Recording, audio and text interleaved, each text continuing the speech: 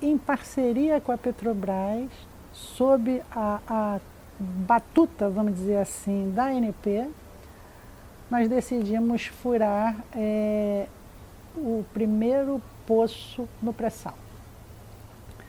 A ANP, então, teria que ter o mando da perfuração e, entre aspas, permitir que a Petrobras furasse se remunerando com verba que ela teria que investir em pesquisa e desenvolvimento.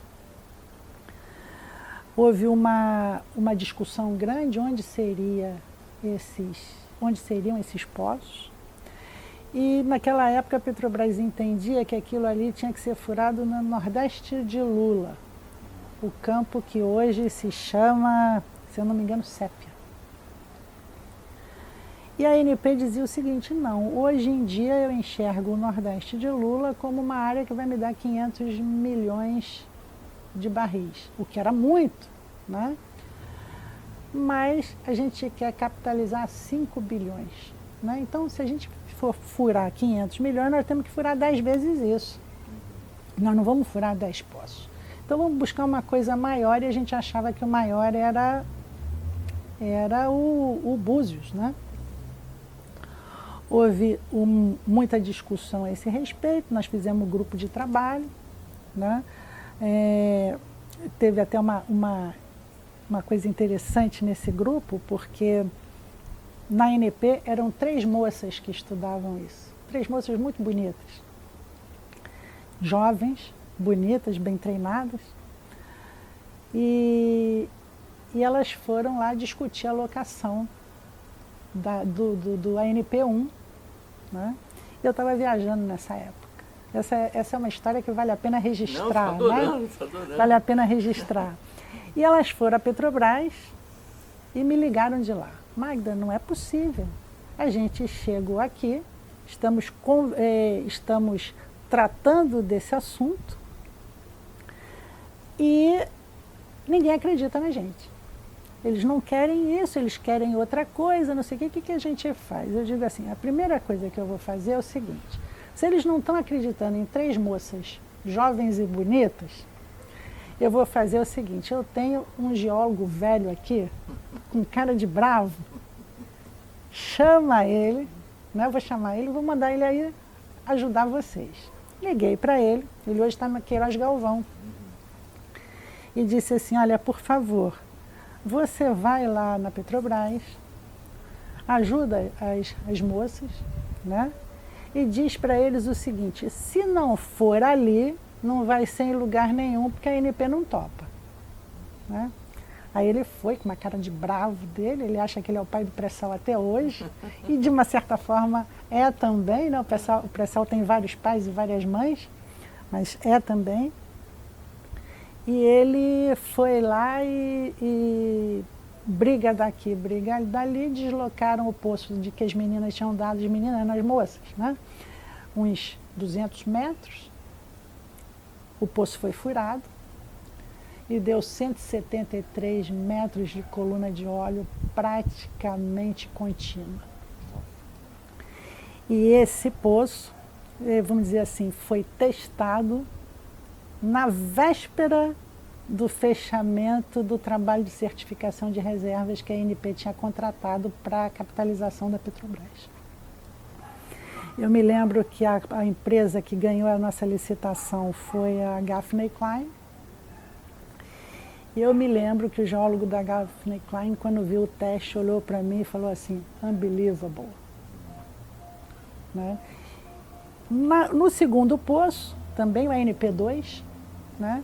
Foi uma coisa parecida, só que naquele momento a gente achava que aquela área mais a nordeste de Lula já estava razoavelmente conhecida e que a gente não precisava tanto de um poço ali. Eu queria furar um poço mais a sudeste daquela área. Mas quando a gente foi olhar a licença ambiental da área, do campo como um todo, estudo ambiental, e aí nós tínhamos aí então um conjunto de campos, né, para fazer a capitalização, e a gente entendia que nós tínhamos que botar uma coisa muito grande no primeiro leilão de partilha, para chamar a atenção do mundo. Havia um grupo no Ministério e no governo, né, que dizia, e na própria Petrobras, que dizia assim, não, o primeiro tem que ser um teste, sendo um teste, tem que ser uma coisa menor.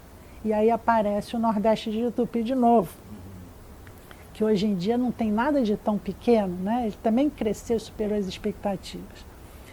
Quando a gente faz uma coisa dessa, né, aí venceu a opinião com a qual que era também a minha, que se a gente tinha chamado a atenção do mundo para dizer que nós tínhamos uma coisa grandiosa, a primeira licitação precisava ser grandiosa. Né? A Presidência da República acatou, concordou conosco, né? E aí o escolhido foi o Libra, né? Que hoje virou o Campo de Mero. Na época nós achávamos que ali tinha 10 bilhões de barris, a gente achava que tinha 10 em Búzios e 10 em Libra. O Búzios aconteceu de uma forma muito tranquila. Eu diria que hoje eu não tenho medo de dizer que é o melhor campo do Brasil. Ele é um campo melhor que Lula, inclusive, sob minha avaliação e meu ponto de vista. Já o Mero tem uma parte... O Mero, quando você olhava no mapa, ele parecia um 8, assim, né? Então, essa primeira parte do 8 está sendo desenvolvida, se tornou o Campo de Mero. E a segunda parte do 8, a parte mais leste do 8, continua em exploração, sinal que é mais difícil. Né? Mas, seja lá como for, é um campo... Você falava em 12 bilhões de barris de reserva. 8 a 12, 8 a 2, 8 a 12. É possível que se chegue a 8, eu não sei. Aí eu também já não estou acompanhando mais tão de perto, etc. Mas o que eu sei também é que as colunas perfuradas superaram bastante os 200 metros, quer dizer, foram maiores ainda que os 200 metros, produtividade altíssima. Então eu vou dizer para você, Vidor, o seguinte, quem investiu ali não perdeu dinheiro não. Né? O campo pode não ter sido em termos de reserva exatamente o que se esperava, mas foi longe de dar prejuízo e naquele momento o bônus de assinatura foi de 15 bilhões de reais, né? Quer dizer, foi o primeiro bônus de assinatura bilionário do Brasil. E outra coisa que eu acho que assim, olhando para trás, a gente vê que como é que o pré-sal alterou a dimensão das coisas no Brasil, né?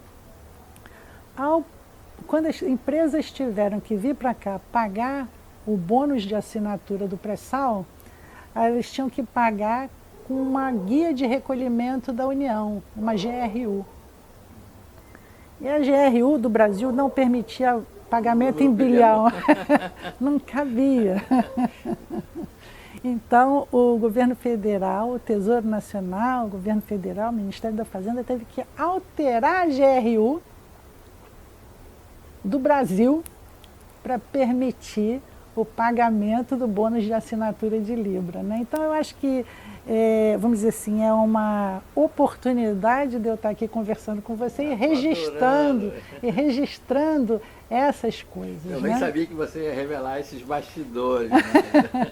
Não, mas é que eu acho que, vamos dizer assim, de alguma forma é nossa obrigação contar um pouco da história do Brasil. Foi uma história que eu diria que foi muito motivante, ela foi muito, vamos dizer assim, vibrante para todos nós que participamos dela. E eu não queria deixar essa história para contar para os netos, né? Eu acho que eu tinha que contá-la antes, né? Claro.